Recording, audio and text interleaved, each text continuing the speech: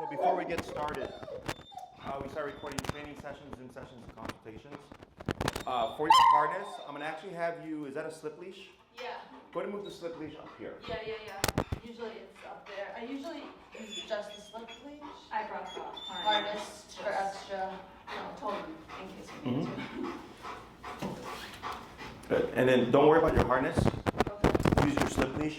Harness creates more reactivity. Okay. Okay, and I'll explain all that stuff as we go on.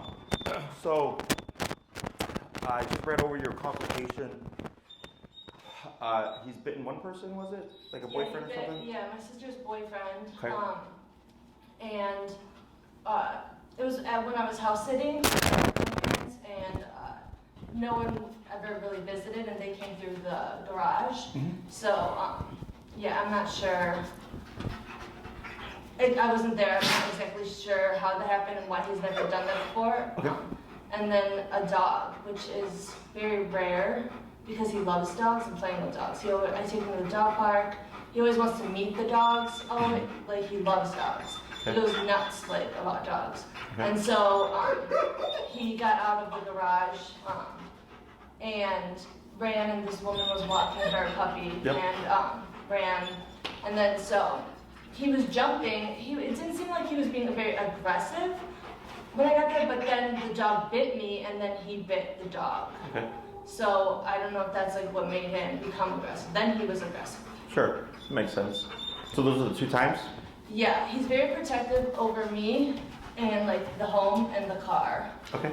What you're gonna do is go to pull him in, and you're gonna put your left hand up, yep, and then you're gonna relax, and then every time he gets up, I'm gonna have you just repeat that. Okay. Okay. I'm sorry, what was the last bit? He's protective over like the house and like the car. Okay. How old is he? 1. He's 1. And when did all this start? Maybe 2 months ago, I want to say. That's right. Yeah, when he's, Getting protected. yeah, and he also, like, I would take him to the groomer, and he was fine. Since he was a puppy, I would take him every month. Mm-hmm. And then all of a sudden, maybe a few months before that, he started lunging at them. Mm-hmm. He doesn't like when someone else puts, like, a leash on him. Okay. And so he had a traumatic experience at the ER when he was a puppy, so I don't know if that's when he started becoming, like, Mm-hmm. a little mistrusting of people, other people. Yeah. Okay. So you're gonna pull up with the left hand, down with the right hand on the butt. There you go, like that, and then relax. What was the experience at the ER? The way that he was a puppy, he was just terrified. So the way that the woman, she like basically just dragged him. His like tail was like in between his like, and was just like very Sure. resistant. And she just really just didn't care. I just had a bad feeling, so I actually picked him up and brought him to a different place after like 15 minutes or something. And then ever since then, he wasn't the same. Even so, when they had to have like 3 people to like hold him down. Sure. And then they said that he's very strong, and that because of that his fear could turn into aggression, and so we can't manhandle him or anything like that. I'm not sure if that's true or not. You know? Right, you're just This reiterating. is just what they said. So yeah. So previously, before the bite, our dogs, we were at her brother-in-law, my brother-in-law. My husband's parents. Parents, yeah. And so there was a fight between the sibling dogs, him and Because I have the brother. Okay. yeah. And so, and then I know my other brother-in-law came down and like pinned him down, and he was like very like shocked and scared. So I don't know if that was what, because then later that's when he proceeded to bite my sister's boyfriend. Huh. So I don't know if that Later that day or like later that day. Okay. Yeah. So I don't know if there's a link or not. This is just like, because he's the sweetest dog, but he has like separation anxiety from me. I had him since he was a puppy. So. And probably around COVID, huh? Yeah, COVID, yeah. My dad's dog, it was an accident, but Yeah, so yeah. we Had him since he was born, yeah. 7 of them. Oh, since like a baby, like Yeah. Yeah. Gotcha. The ER thing, how old was he? Maybe 4 or 5 months. Okay. And then, so the technician or whatever comes out to grab him, is trying to bring him in. Yeah, and then, she's like really, in the end there's a bunch of dogs there and it was packed. He would Sure. have to wait, I don't know where they put him, but he was supposed to wait for 2 hours there till they would even be able to see him. okay. And so that's why I tried to take him out because I just had a bad feeling. So were they able to actually take him, and then you then called back and like, hey, let me just take that dog yeah. back? Gotcha. So we have that, and then the incident with the pinning down and the biting of the boyfriend, whatever, that was 2 months ago. Yeah. Okay. And then the dog incident was how long ago? 2 weeks ago maybe. So right now he hasn't been Okay. really out. Right, you said you avoid the daytime. Yeah. Since the boyfriend thing? No, since the other dog bite, because Okay. then he was better. So 2 weeks then, that Yeah. you've kind of withdrawn. Yeah. Okay. And then I saw you did some kind of like boot camp thingy when he was a puppy? When he was a puppy, yeah, very young, and it was just like a puppy enrichment or imprinting kind of program Mhm. because I was going to Italy for my dad's funeral, and so he was too young to be trained or whatever. Mhm. So they gave him like basic, potty training. It wasn't really like a trained program. But Right, just like yeah, real they simple. yeah, exactly. Sure. So some basic things he learned there, and still right, I did give him a little CBD before because I was like a little nervous. Mhm. So I'm actually surprised that he's like being very calm right now. Mhm. Because usually he would be like, and maybe it's your energy or something, because he'd be lunging like right now at any stranger, even on the street. He was starting to go like crazy Sure. when he sees dogs and stuff. Yeah, and I'll explain all this stuff and how it works and why you're not seeing anything. So up. Yep. Yep. Keep pulling up. Pushing down. Yep. And then relax. So go ahead and hold your leash short. Sure? Yeah, just hold like that.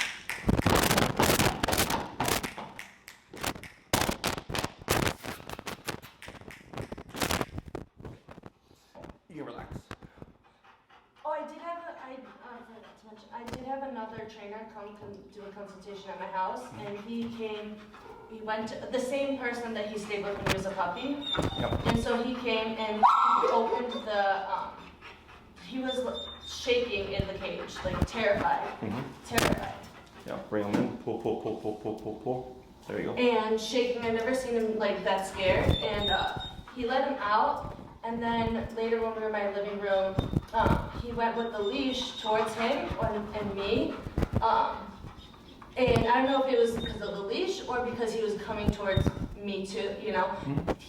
Then he went after him and would have bit him. Okay. So we weren't even able to do anything. Okay. So that's, why I was a little nervous even just for today. Sure. Go ahead and shorten your leash again. You're going to get a good grip. I'm going to go make contact with him, okay? And then what we do is with your... Oh, looks like you did it already. Just locking the leash so you can't pull it out of your hand.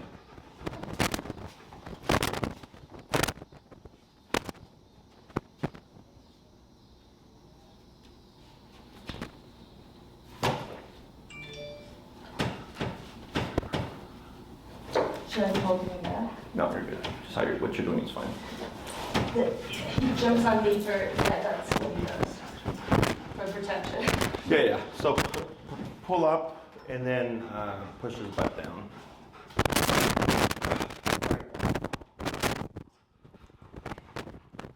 Got it. Good job. So with the trainer, he came in. He was in the kennel. Yeah. He was shaking. Yeah, terrified. He let him out. He ran on it.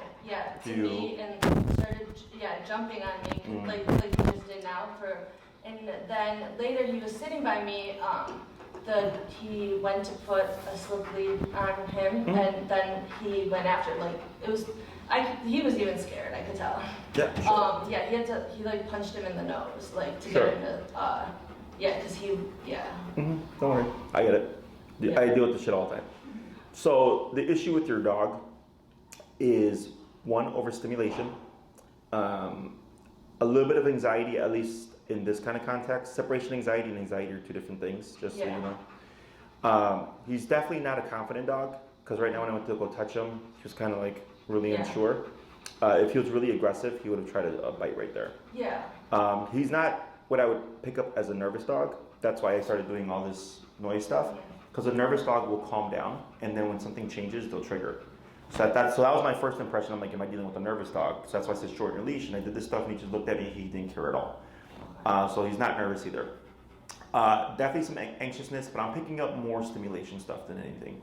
The bite to the boyfriend sounds like a territorial bite, which is normal. Okay, whether or not it's appropriate is one thing, but for him, because you said, well, they came into the garage, right, and they kind of just entered or something. Yeah.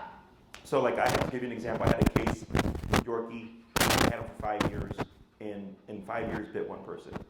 Okay, and they're like, how's it in 5 years our dog bites this one person? The first question I asked was, did she just come in unannounced? And they said yes, she just walked in the front door. I was like, has anybody else ever done that? They said no. I said, that's why your dog bit her. Yeah, and no one's ever done that in my place either, so that was also, that's what I thought, because he's really not, I never thought of him as an aggressive dog, but he bit now 2 bites. So, right, and I'll explain the other one too. So the territorial bite, so when we talk about aggression, a lot of people are quick to say like, your dog's aggressive, right? Like they see him lunging and barking, like, oh my God, your dog's aggressive, get a trainer, right? And aggression is they make it sound as if it's a characteristic your dog is born with or without, which is untrue. Anyone and everything is capable of becoming aggressive, including humans. It's just whether or not are you put in a position where you feel like you need to be, right? So, and then there's some people who have like anger problems who could go to 10 for the tiniest thing, right? So they have like aggression issue, or not aggression, anger issues.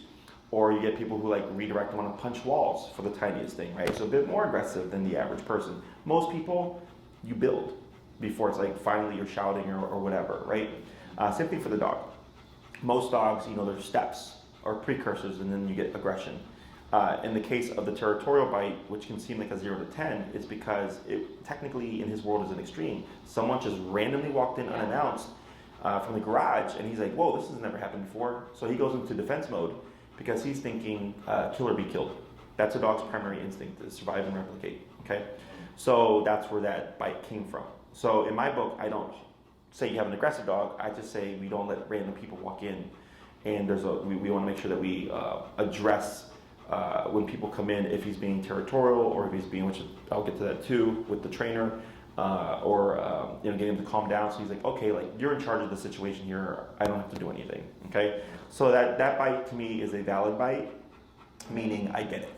It would have been one thing if you're like, yeah, like he was fine with my brother, and then all of a sudden he just turned around and bit him.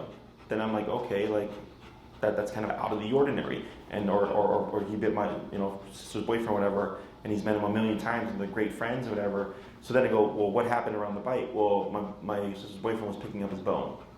I'm like, well, that's why I got bit, right? Like there's always something behind it for the most part. Plus, if he really was aggressive, like there would have been plenty of other instances. When it comes to the puppy thing, he got out the yard or whatever, right? Yeah. He's in this mode, and he sees the puppy, so he didn't go into aggression, because if he wanted to, it would have been flat out. Because you would have said, like, he just went after the puppy. Actually, earlier that day, he got out too and went to the neighbors, but there's no dog. He came right back when I called him. Sure. So in that situation, he runs into the puppy. If there was any real aggression there, you would have said, she started attacking the puppy right away. But then the puppy or dog bit you. Yeah. He sees aggression, so then he comes in and gives that back. So that makes sense to me as well. And the woman was screaming, so I don't know if I'm not positive if he was biting before or trying to bite. He was jumping on her, on the woman, and she had the dog in the hand. So. Well, that's why she picked up the dog. Yeah. So but yeah, just. He's a jumper. He jumps. He was just staying with my mom and my sister at the house, the same where the first bite happened. So I was on vacation. This was the first day I got back. So they always let him jump on them, like he. Sure. And, So so he was kind of in the habit of doing that. Yeah. So to me, that sounds like a few things. It sounds like he got out, He was excited. He saw a puppy or a dog. He's social. The lady goes into defense mode because she's like German Shepherd, right? Yeah. She picks up her dog, and your dog's trying to get at the dog or the puppy, and she's freaking out, which creates just as big energy. But the thing is, if he wanted to bite the dog or her, he would have. Yeah. Yeah. Like Right away. that's the big factor here. Yeah. Is if a dog is going to be aggressive or give a warning, like okay, like this is a dog bite, okay, like within seconds. So of me trying to put a dog in the kennel, I was like, nah, boom, there we go, right? The dog's intention was to bite. So same thing here. If there was intention, it would have happened. I did a consultation 2 days ago with a Rottweiler who's bitten a handful of people. And one, I always think of like, oh, what happened around the bite, how intense was the bite, right? And then all of them, except for one, were the way the owner described it is, okay, which is a panic or like a freak out bite. Two, always around an object, so resource guarding, and more so a correctional bite, because I told her, I'm like, your dog had clear opportunity to make good, solid bites, and out of all of them, only happened to get one. But there was more to it, to where he was actually able to puncture. But I was like, dogs are really good about depth perception and what their intention is. So when people go like, oh, it's too quick for the dog, like I'm like, that can happen, but a lot of times it's because the dog wasn't really intending to bite you. Yeah. So, yeah, I don't think you have an aggressive dog. Okay, I think you need to learn how to handle your dog correctly. Yeah. Two, he needs some structure and discipline. Yeah. So that he's calmer. So when we get overstimulated guys, they're just very impulsive. Yeah. Which is where all the problems come from. When it comes to the trainer knocked or whatever, right? He's in the kennel. Yeah. So when someone comes over, typically, what's his response? Is he barking? So mind you, no one really comes to my place because I'm in between like a move right now. So it's not really for entertaining and stuff. So no one, and that's I think why he also like maybe bit the first instance. No one's really comes to my place. Yeah, sure. I take him places with me, but no one's ever came in like to my place in the city and opened the kennel for him. Sure, it's completely so that was uncharted very new. territory, correct? Yeah, which I mentioned to him, but I think he underestimated, what he would do. Sure. So trainer comes over, hears the knock, whatever. He's in the kennel. He goes into stress, which is why you see the shaking. Trainer opens up the gate or whatever. He runs straight to you for comfort and security because he's like, wow, what do we do here? And then the trainer's like, well, I'm going to put the slip lead on him. And he goes into defense mode because he's like, we don't have people come over. There was a strange knock and then you're here all of a sudden. Now I'm near my owner, right? And it's again, survive and replicate are his instincts. So he goes into defense mode. Yeah. So all that makes sense to me. Yeah. So I think that was mishandled on the trainer's part. Didn't know what was going to happen there. So all those things make sense. Yeah. That's why I go, you don't have an aggressive dog. You just have instances that were either mishandled or like it was just like said boyfriend had just come in or whatever. Like it's completely random. Like that's. Imagine if you woke up and all of a sudden there's a person in your house at 2 o'clock in the morning. Yeah. Are you not gonna like freak out and like defend yourself or something? Right. Yeah. Right? Except dogs are quicker to do it because he doesn't understand that there like are laws that protect you and you can call 911 and all that stuff. He just thinks like if I think there's a threat, I'm gonna take it out. Yeah. But the thing is, he's not really built for it. You don't have a confident dog. Yeah. Right. So then since he's not that confident to handle the situation, he's gonna be more inclined to either try to get away from it, which if he's inside the house, he can't run. Yeah. Where he's gonna run to, right? Or he's gonna go after it, so fight or flight. So that's why right now when I touched him, there was nothing. When I was snapping my fingers, nothing. He's been relaxed, and the reason why he's relaxing is because one, we stopped using the harness. Two, every time I told you when he gets up, pull up and push down, is because you're already telling him what to do. Yeah, that's what the other trainer actually told me as well. And so I've been using this since he was a puppy, but not, I guess, up like in the correct way as like, but I've been doing this for maybe like a week now. And so he's responded, but I think also having her here makes him feel a little better. He's comfortable with her because He's never like this. Like, I would not be able to go like outside. If there's someone like on the street walking, he's like going crazy. Correct. Because so here there's less going on. Like when I'm like you said, my energy, right? I'm passive. Yeah. And the way I move around him, like all that is conscious. Yeah. But as I read him more, like now he's closing his eyes like he's gonna sleep, right? Mm-hmm. But and when you first showed up, it was just you were holding the leash and you're allowing him to wander. And the more you allow him to wander, the more he gets stuck in his own mind. Okay. And that's why I was like, pull up and push down. But I don't care about sit, because that's technically what you're doing. Yeah. But it's not the sit. It's that you were telling him physically, like when you said manhandling. So manhandling doesn't mean I don't think that was be mean, right? Yeah. Manhandling simply means like you're just gonna make the dog do it, Yeah. in my book. So right there, just those 3 to 4 times that you did that, just kind of helps give him some structure and just kind of tone it down. Well, which is why I was saying your dog's issue is overstimulation. Okay, well, a big chunk of the issue. Like outside, this is not going to do much for you because it requires too much technical skill. Okay, slip leash is a great tool, but you have a large breed dog, and then you're not a dog trainer. Yeah. Okay. So that's the part where I have trouble with. Inside, he listens to me for the most part. Outside, I can't really get his. Obviously, the way I'm handling the leash and like he's pulling, you know. So. Correct. But yeah, So, outside is where we have problems. Sure. And then, as my suggestion, I mean, if you want to have it as a fail-safe, I wouldn't use a harness at all. Okay. I never. Yeah, this is her. this She was just literally brought it. today. I've never Okay. had a harness. He never has Okay. worn a harness. Sure. Good. So, any questions so far? No, I guess outside, how do I like handle when he's like, go? Do I do the same thing? I mean, in the meantime, but like with what you have now, you're gonna struggle. Okay. So, I'm assuming before reaching out, you did training research on how we train. Yeah, you guys use e-collar, right? Correct. Yeah, we use prong and e-collar. Yeah. My primary tool is e-collar. I use prong when I need to. So like I had a young lady who was maybe 100 pounds, and she had a dog reactive Great Dane who was 150 pounds. So she needed a prong and e-collar because she lived in Bucktown, so she could turn the corner and it would just be a dog.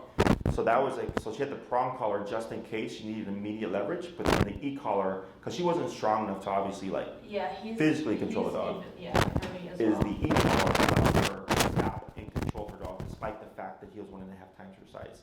The e-collar is simply a miniaturized TENS unit, if you're familiar with like stim. I know. Muscle contraction. Exactly. Yes. Yeah, I have So that's a miniaturized e-collar. The e-collar is a miniaturized like TENS unit. People tend to think it's like electrocution, like they're electricity running through their dog and all that stuff. Like that's not what it is. It's just a miniaturized TENS unit, so it's just a muscle contraction. The one that we use goes to 127, so you have 127 respective levels, obviously going from very subtle to very harsh. And what we do with the case like this is most people think we go out and make the dog be a bad dog and like correct them. We actually, the first thing I would do with him is just teach him how to walk correctly. Yeah. Okay, using pressure. So it's not the walking or the heel command that's helping him. It's the fact that think of the e-collar as a bite on a button, is you're nipping and biting him. Okay. Because that's what another dog would do, right? And that's what he did to the boyfriend, right? Yeah. And that's what he tried to do to the trainer potentially, right? Was he's using physicality to say, hey, get out of my house, or who are you to enter my home, right? He was using physicality to establish a boundary, or in your case with the trainer to protect himself, right? So the e-collar is physicality, except it's physicality at the press of a button. So with the heel, it allows you to nip and bite him, so to speak, in a non-confrontational manner, okay? Because he does not know where it's coming from. So I teach him how to walk correctly. So my style of walking is very strict. I want a completely slack leash. I don't care what the environment is. You take 5 steps. He takes 5 steps. You take 3 steps. He takes 2 steps. You take 1 step. He takes 1 step. I love it. That's Okay. what I've always wanted. And it sounds complicated, and it sounds like a lot of work. It is very easy. Okay, you just have to have the right tools and the right methodology. Okay, typically we just get that done within the first class. So.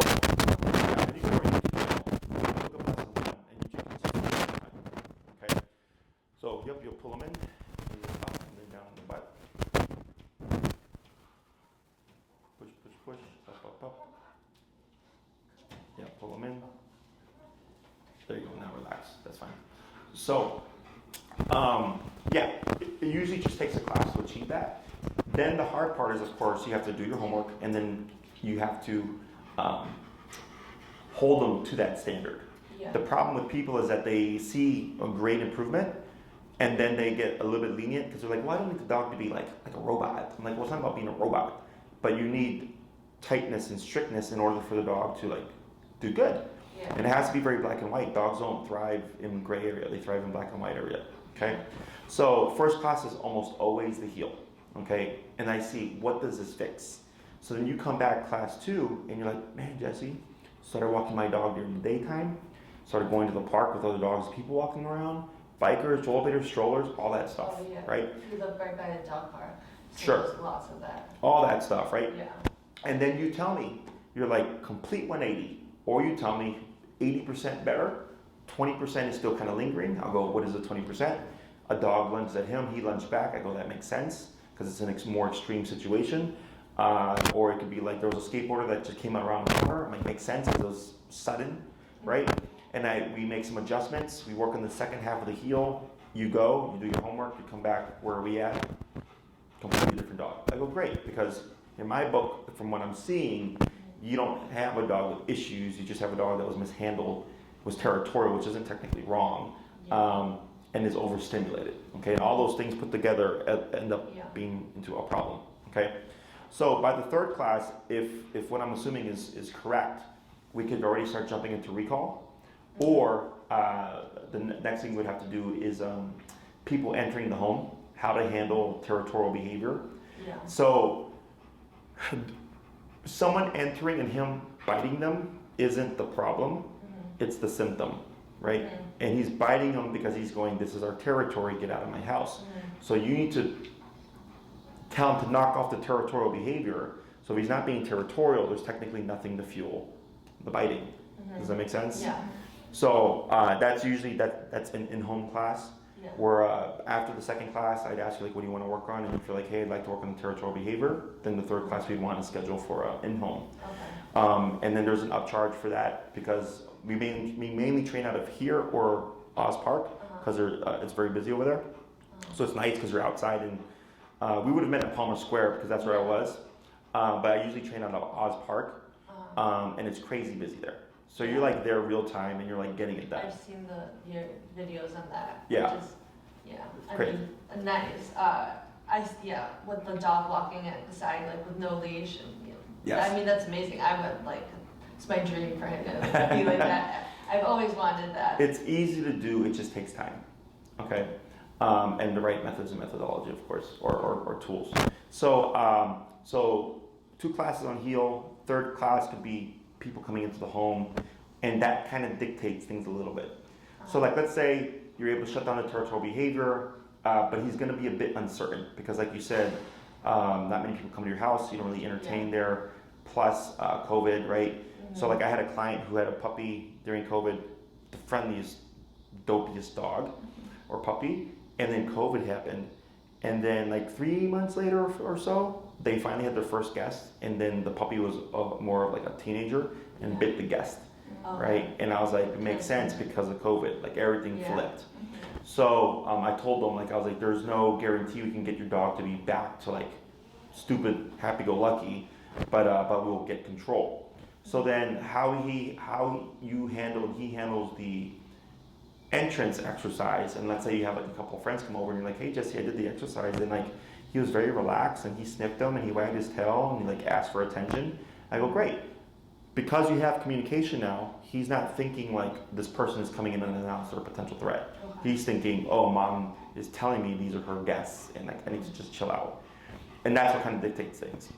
So if that goes well, then the fourth class we go back to the obedience stuff, which will just be recall. So the reason why I'm not stressing on the bite of the person and all that stuff is because I don't think that's the problem. I think he needs some discipline, and you need tools to handle a dog like this. And then you don't have a problem anymore. Okay? Because I get dogs that like actively try to attack people. It's a totally different approach. Okay? I mean, that was my instinct, but that's why I wanted, another opinion, because I never thought that he's like the sweetest dog, and so I never thought he was aggressive. but I just feel like this, like you said, I need a new tool, and like this isn't just cutting it for No, me. no, Yeah. no. Yeah, I mean, we use those here, but my staff is trained to use Yeah, slip leads and exactly. stuff like that. Yeah. Yeah. So the next thing you could potentially use is like the prong collar, if you just wanted a bit more leverage, you know, to make you feel better for whatever reason. But more often than not, we just do everything to the remote collar. Every now and then, the prong collar will help just give a bit more leverage for the owner, aside of the obvious, like, you know, small lady to big dog type of deal. But that's just personal preference, and we would provide you with that information, and you can just pick them up, okay? So in terms of like length of time and cost, I would put you, because the way I do things is I hear your story, I go, okay, this isn't like terrible, because my behavior programs are different. Okay. So my behavior program is really, really expensive. It's like $4,250, and that's for dogs that are like legit, okay? Like they want to do harm, or like there's clear issues, okay? And that one, it's like I see the case and I give an estimate of time, but they're paying more so for a result, not so much time. So like if I tell them I think I can fix this in 12 classes, but it takes me 16, I don't pay for the extra 4. Plus there's a warranty, so to speak, so like 3 years down the line if something happens, call me up, I'll come back and tighten things up, there's no extra charge to it. But in your case, this is minor behavior in my book. Okay. Is you'd be in the 6, 9 to 12 week range. Okay. 6 at minimum, because I'm looking at the problem, and again, I don't think the problem is an aggressive dog. I just think you need better tools and know what to do. 2 classes on heel, a class on recall. That leaves technically 3 classes for behavior. Okay, so we have a class for people coming into the home, and like I said, that dictates how we move forward. So if it's like, hey, Jesse, I did the exercise, and he was better, but he was really grumbly, or he was really growly, he was very tense. We got more to work on, obviously. Okay, I don't think that's going to be the case, but that's why I was like, with 6, I would focus. Heel has to happen. Yeah. Recall technically doesn't have to happen. We could have 4 classes on behavior, right? But it gives you a little bit of a buffer there. So like, let's say if everything's going great, then it's like, okay, cool, we got 2 classes left. Let's teach them more obedience. You know, if you want to be able to learn how to walk your dog off leash, sure, I'll show you how to do that. It's easy to do. It just takes time and practice. The 9-week program allows us to take a bit more time to cover more stuff. So there's 6 commands: sit, stay, down, come, place, heel. Those are the 6 foundational family pet commands. Those commands are meant for you to have control over your dog. They're meant to be functional. I think now sitting down, or like with this cute tricks that your dog does for a treat, if I go to a park and I tell my dog to lay down and I'm reading a book for 30 minutes, my dog doesn't move. You know, if my dog is chasing squirrels or playing whatever and I say get over here, my dog comes. If I go to a restaurant and I don't want bring my dog with me and I want to leave my home, I tell them to lay down, they don't move for 2 hours. You know, if I say heel and my dog's at my side, I can walk at a farmer's market, at a PetSmart, at a Home Depot, through Oz Park, you know, whatever. Like my dog is at my hip. All these commands are meant to be functional, okay? So the 2 major commands are always heel and recall. Heel, because it helps resolve 70 to 80% of problems. Recall, because, well, if your dog is off leash, like you want to be able to return your dog, right? Everything else is kind of if you need it. So then the next stationary command, he must have saw something out there. The next stationary command, you're going to pull them in. Yep, and then up. And then relax. So then sit, down, and place are stationary commands. So sit would be put your butt down, don't move. Down would be lay down, don't move. Place would be go to this object and don't move. Okay? Whether or not you need them is just another story. So the 6th week is where I'm looking at, I'm like, okay, that's where I can get all this stuff done. And I still have some classes to play with just in case it's not as straightforward as I thought. 9, we cover more obedience out of the 6. That's where you have to go into stationary stuff. So like, let's say, you have a guest come over and maybe because it's been so long, you've never had people come over. We cannot make him like people coming over. Okay, we can't make that happen. We can try to make it happen through exercises, but ultimately, if it's like, I don't like spiders, well, you can't make me like spiders, right? Give a little bit of a pull.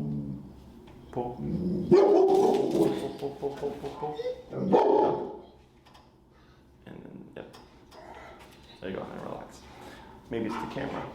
Oh, I think because he sees it moving. Yeah, he is overseeing, like, because there's construction outside my building too and stuff like that. He's just barking. It's very thin walls. He hears the neighbors. So he's just like, always, Yeah, which is why otherwise. I'm like, moving, Sure. because of, it's just too much for him, and he's heavy and bothers the neighbors too. Sure. So, there is one thing I wanna, ask, so I'm going to Italy, September 28th to October 12th for 2 weeks. Mhm. So he was gonna stay with that other trainer. Mhm. And do you guys, is there something that you guys do that, like a Board and train? board or something, yeah, that we, I don't know, like I could do the classes up until then, or like, I don't know what you think, but I don't wanna just put him in a kennel or something, you know? Sure. So, are you asking about a board and train, or are you asking about if we train him, will we board him? Well, I would like him to be like a board and train, not just like, boarding. Okay, so the options would be, one, dogs that I've trained can utilize our daycare and boarding services, because I get a lot of behavioral cases. If we're doing a board and train, it's not a problem, because you're saying, fix my dog, and that's what we're being paid for. Yeah. So we're being proactive about working with the dog, doing all the training and stuff.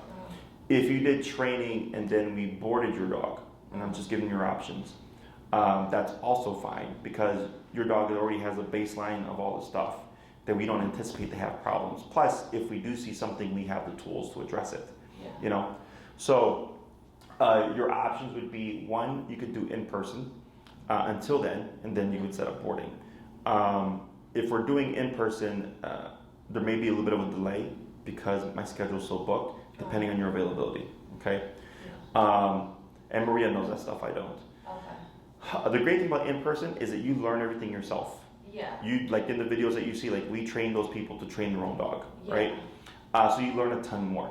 The con is it takes longer, Yeah. right? So what we could get done in like a week, it would take you like 3 weeks to get done. Is how I usually equate it to people. So there's that. The other option would be you could just do the board and train. I wouldn't do training and then board and train, because it's going to be redundant. So the way we do the board and trains here is if you drop them off, he's completely fresh, right? Is my trainer Enrique, who heads the boarding and daycare training programs here. We record the first session of everything we do with your dog. The heel, the sit, the stay, the down, the come to place, the heel, whatever, right? Everything. So you see your dog learning raw, real time, because not all dogs respond the same. So if we did an end video, you would just see what your dog can do. You don't see how your dog was caught. You don't see how your dog struggled or how your dog succeeded. So we show everything raw. So when you watch it, you're going, oh, like that's how he learned how to do that, and that's how he learned how to do that. Because you need to understand how your dog's brain works. So that's why I like the in-person, because I'm teaching you to train him. In this case, if you just do a board and train and get your dog back, there's like a big gap. Yeah. Right? Because your dog was one way, then you get him back another way, and more often than not, the dogs regress because of that. So we do that video. We call it the explanatory sessions. It's usually like an hour and a half to 2 hours of content of everything that your dog learned by the end of the first week. Okay? If you're doing like a 2-week board and train, you would then get a second video that's usually short, it's about half an hour, and you're seeing Enrique progress his obedience from week 1 to week 2. So you kind of see the difference between, oh wow, in the first class of everything, like he was rough. But then by the second week, like he's a lot more fluid and more confident. So you see his change in behavior, but then also by the second week, we're already progressing the dog to a long leash to begin to build towards off leash. Okay? And then it just comes down to how long you want him here for. It sounds like 2 weeks. Yeah. So we have 1, 2, 3, and 4 week programs. If you did a longer program, it's just you get a video.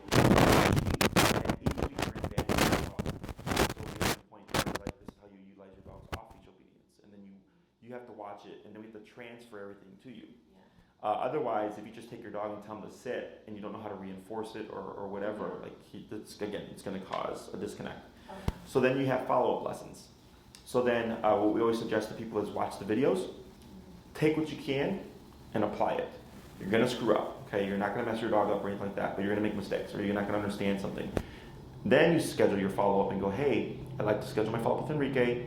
You have a class over at Oz Park, and you're like, hey, okay, I understand everything, but I'm struggling with the recall, because it tends to be what everybody struggles with. And he's like, okay, let me show you. and he works with you on the recall stuff, and then you go and you practice. And you could practice for a month, you could practice for a week or 3 weeks, and then you come back and you're like my second follow-up now. Do another follow-up class, whatever it is that you're still missing or not understanding correctly, okay? Or we get some clients who pick up on everything really well, and then something else happens, like maybe their dog is like a resource guarder, they didn't know that, and then they're like, can we use a follow-up to like work on resource guarding? We go, sure. And we just come in and we help the client, work on that new problem. Okay, or if you need to do a follow-up in the home, like with people coming over, because that's not something we can do. We can't do that here, right? For sure. That's not a problem. Like that's what the follow-up is for. Okay, so you have your videos as a constant like reference point to know how you learned and how it all works and applies, and then you also have your follow-up lessons. Okay, kind of it is, even though you see the stuff on video, it's one thing to see it, it's another thing to do it. Yeah. Okay, Yeah. but this case, from what I can see here, seems simple enough that you would have the board and train as an option. I don't do board and trains for everything.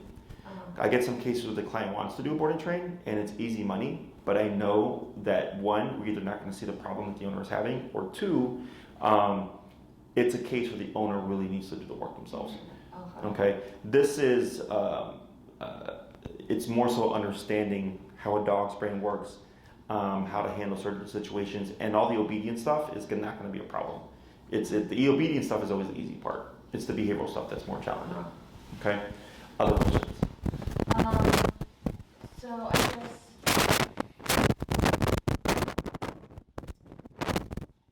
Pull it back. Yep. Just bring them in. Yep. And then relax like that. So all you're doing here is you're telling them you can't do anything but relax.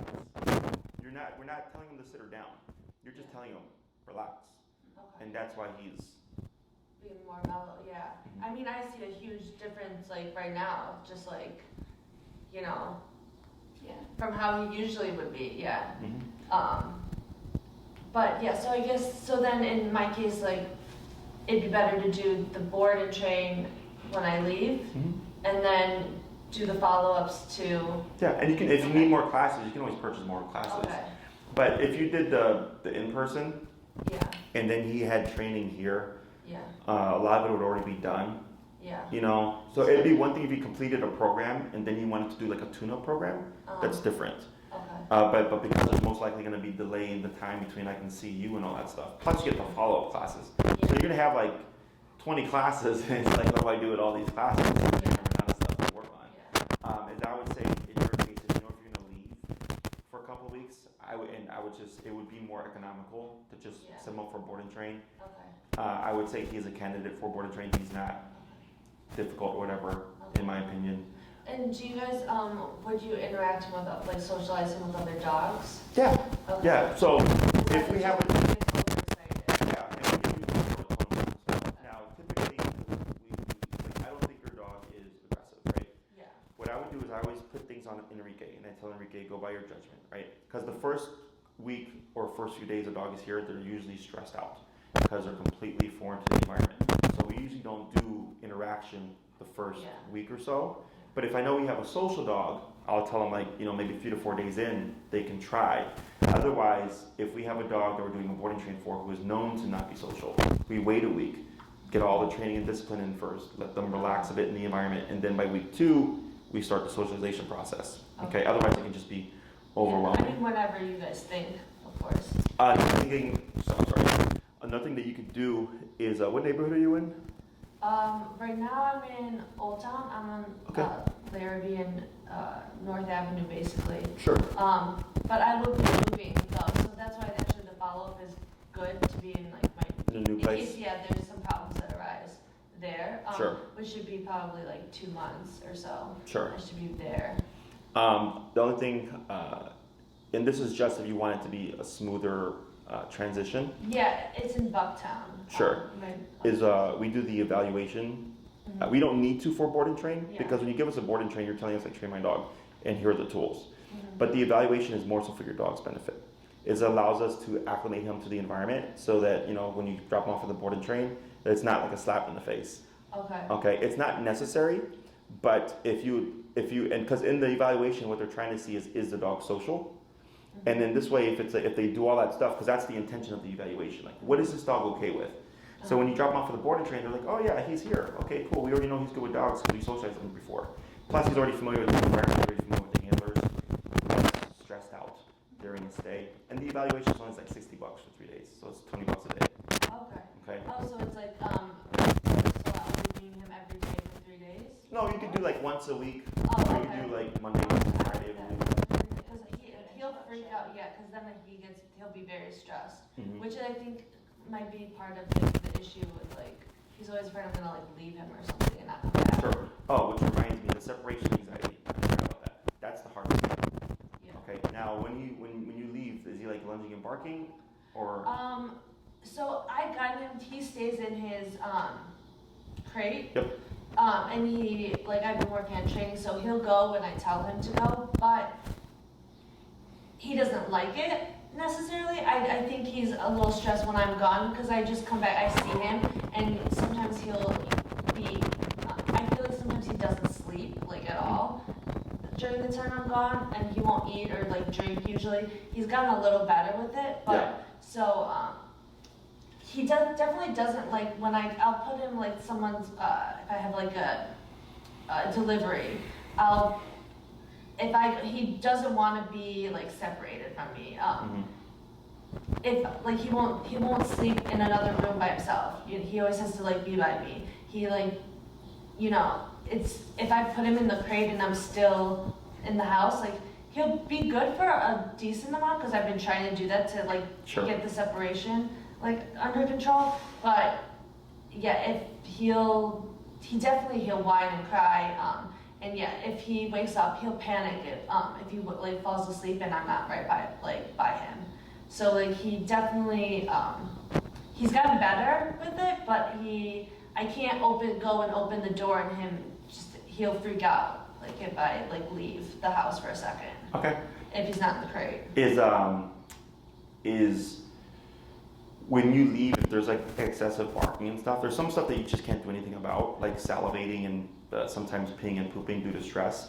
He's like that in the car. He anyways throws up in the car and like salivates a lot. But Yeah. when I leave the house, most of the time he's not excessively barking, and he really doesn't. He's pretty good about it. Okay. But sometimes he is. He will, So I always try to like play with him and get his energy out before I leave. Okay. So he's like calmer. Okay. We'd have to play that by ear because it sounds like it's inconsistent. Yeah. Because separation anxiety, like it's a thing. Like if you have a dog with separation anxiety, like it's a thing. So then if we see that barking is a problem, we just put a bark collar, and the bark collar will correct them and keep him passive when he needs to be left alone, whether it's in the kennel or if he's left loose or whatever. Okay. Okay. Anything else? I think that's about it. So Maria will get in contact with you. Okay. So what she'll do is she'll just say like confirm with you that you're gonna do like a board and train. Okay. If you say yes to the board and train, she's gonna pass you to Kim. Okay. Kim's my kennel manager. She books all the board and trains and stuff here at the facility. Maria solely handles my schedule. So if it's like, no, I want to work with Jesse, then she's going to work with you to get you scheduled because you're working with me. But otherwise, if you're doing board and train, you say, okay, I'm going to send you to Kim, and then Kim will get you set up for your September or trip later on, and get you all set up with that. So you're not the trainer for the board and train? No, I'm here, but I'm so busy with the stuff that I don't do that anymore. Okay. Enrique does all that stuff. So he does all the follow-ups and he does all the videos. Okay. But he's been with me 2 years. He's a solid trainer. Okay. So this is a case he won't have a problem with it. Okay. If you want to get a feel for Enrique and stuff, just go to our YouTube channel. If you look up in the board and train playlist, 98% of them are going to be him because I only did the early ones. And then you'll get a feel for like what it looks like as opposed to like an in-person thing. But regardless of what option you use, like I'm not really worried about this case. This is pretty straightforward. Okay. Other questions? I'm just wondering, do you do protection training or no? A long time ago. Okay. I'm too fat for that. So. No, just because I saw a video of that. So yeah, I was just wondering. Yeah. I did that way back when I first started my internship with Richard Hind and stuff. But every time I get at least one person a year that calls me for protection training, and it's always some guy on the south side that bought a Rottweiler or a Pit Bull, and he wants to make it an aggressive dog, and I'm just like, you're not this. It's thousands of dollars to get like a protection trained dog. Like you're looking at least like at $10,000 to $30,000 to like legit protection train a dog, because you have to have complete off-leash obedience that has to be done. You have to have ultimate control, because you're going to create aggression, and then you have to control aggression. And then we have to build the dog up, build the confidence, teach them how to bite, teach them how to bite correctly, teach them where to bite. You know, it's a process. I was just wondering if I saw the video, and I was like, worried that if he was aggressive, that was like a thing. No, that's a thing that some people think, and there's a few trainers that think that way too. And it's dumb because, so I know a trainer who does that. And there was a fear aggressive dog, and he taught it how protection works. One did nothing for the dog's fear, because they're thinking, well, if the dog knows how to protect themselves, he's not going to be scared. I'm like, that's a human thing. Dogs aren't like that. I'm like, all you did was teach a scared dog how to bite well. Now you have a problem. The dog's going to tear that person up. So I don't do protection to help fix dogs. We just have to help fix the dog. No, I don't need, protect. I was just worried. He needs protection. I know. That's like when he started jumping on me for protection, was after that ER scenario, and he saw a bigger dog. Then that was the first time he did it, and I was like, what are you doing? This is so weird. And so, and then that was when the trainer came, that was the second time he did that. And now again, the third, but. Third, Yeah. Okay, so if anything else pops up, you let us know. Okay. Otherwise, Maria will get in contact with you to confirm what you're going to want to use for your approach. And in terms of the training tools and stuff, she can send you the information as well. You can buy them on Amazon, or you can buy them through us. I don't care. I just care that you do get the correct tool, which will provide you with all that information. Okay, Okay, perfect. Yep. Thank you. You're welcome.